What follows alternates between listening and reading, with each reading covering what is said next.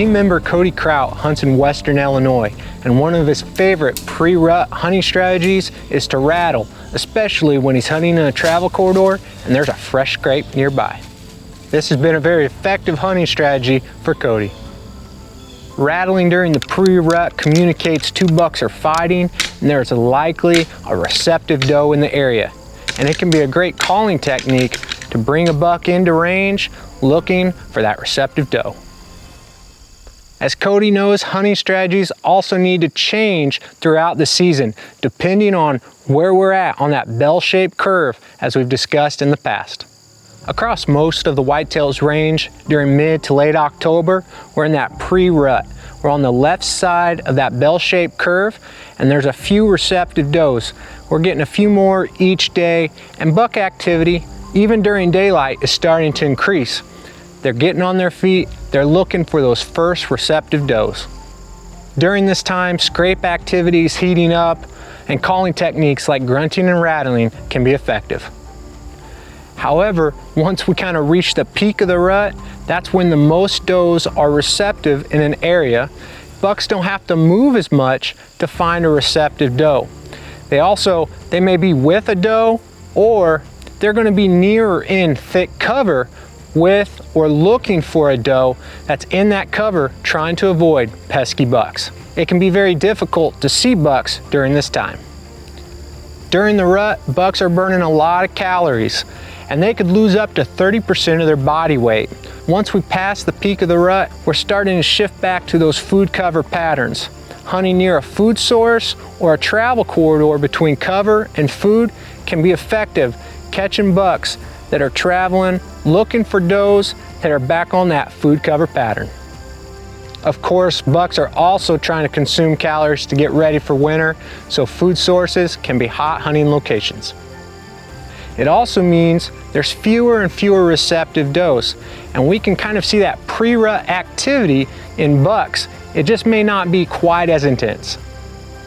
Last year, Cody used that food source strategy as he was hunting over a cut cornfield, and he tagged a nice buck.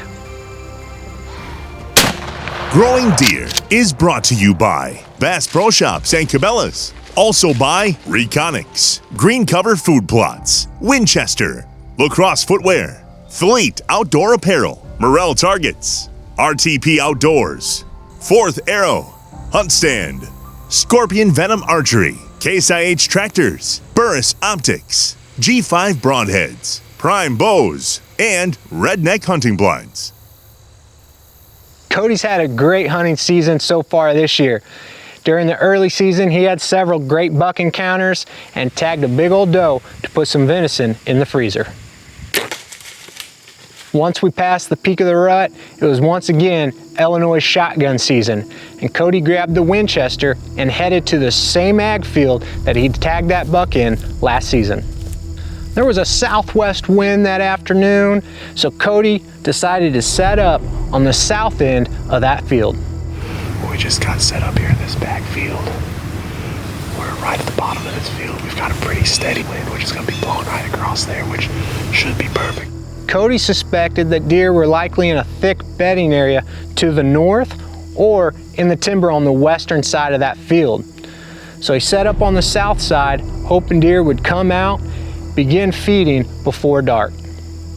He also knew, given the time of year, there was a chance that a buck could just cruise through that field looking for does. Cody and Caleb hadn't been hunting long when they spotted antlers across the field.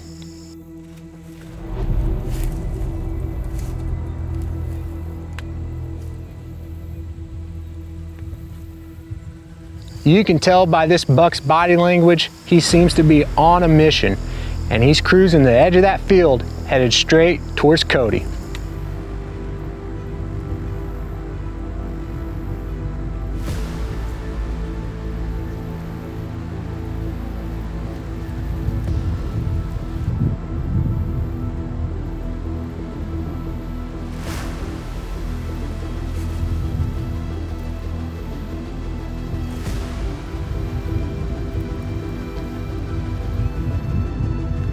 He quickly closed the distance, Cody ranged him, and he was less than 100 yards away.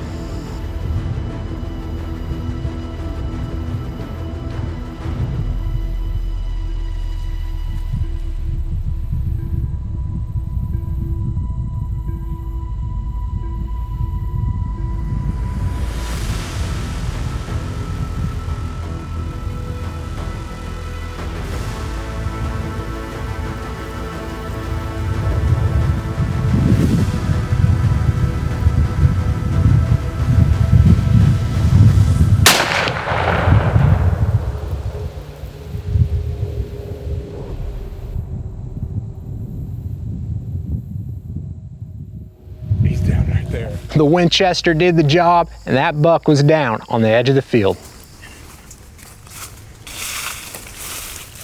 Oh yeah.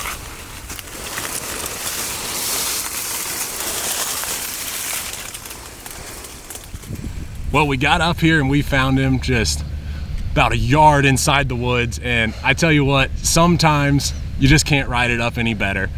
It wasn't too long we were sitting there and I saw antlers coming down the edge of the woods, and here he came. Shot him 1/4 2, and Caleb just did an awesome job on the camera. So thankful he was able to be here to film it for me.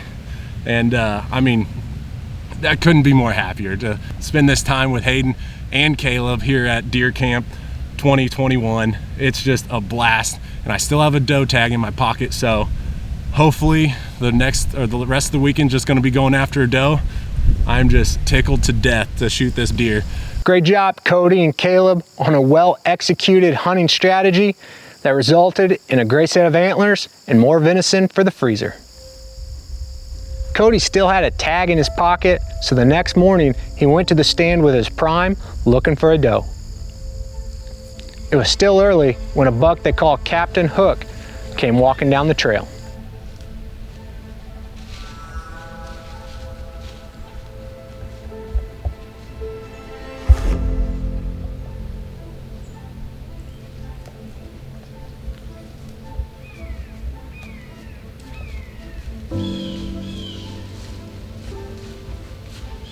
Captain Hook put on a show just yards away, working a scrape.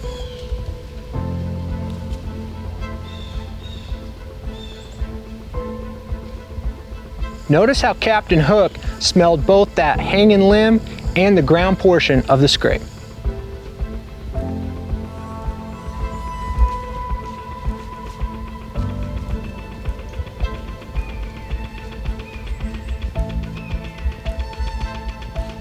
It wasn't long after Captain Hook drifted out of sight that they spotted a big old doe.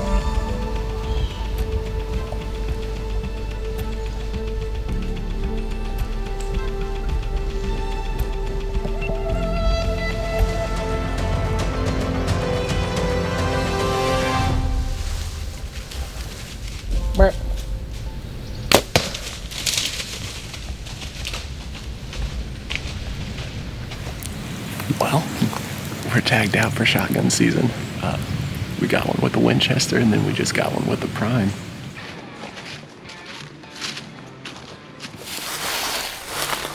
It's a big old doe. Congratulations, Cody, on punching another tag. Cody, Caleb, and Hayden had a great weekend in deer camp. They enjoyed some great hunts and fellowship together. Cody's hunts and observations are a great example of deer behavior and effective hunting strategies once we've passed the peak of the rut and we start sliding to the right side of that bell-shaped curve. The buck Cody tagged with his shotgun had come out of a thick bedding area and cruised right along the edge of that field. You may have noticed that buck was moving quickly and he never stopped to feed. Given this buck's body language and his path of travel, it's likely he was cutting across this field, visually searching the field for does feeding. He also would have had his nose to the wind, likely scent checking the timber on the west side of the field. The following morning, Cody was in a travel corridor, had a great encounter with a good-looking buck. He worked the scrape, but not too aggressively. He smelled the overhanging limb in the ground, receiving scent and likely depositing scent. Scrapes are communication hubs. Scrape activity, it can increase again after the peak of the rut, but it's not probably going to be as intense as it is during the pre-rut. These are great examples of deer behavior this time of year, past the peak of the rut, and as there's fewer and fewer receptive does each day. Hunting locations near those food sources or travel corridors, maybe a fresh scrape nearby, well, they could result in seeing some great bucks. Whether you're hunting with friends this week or maybe you've filled all your tags and it's time to process venison, I hope you get outside and enjoy creation. But more importantly, slow down, listen to what the Creator is saying to you and the purpose He has for your life. Thanks for watching Growing Deer.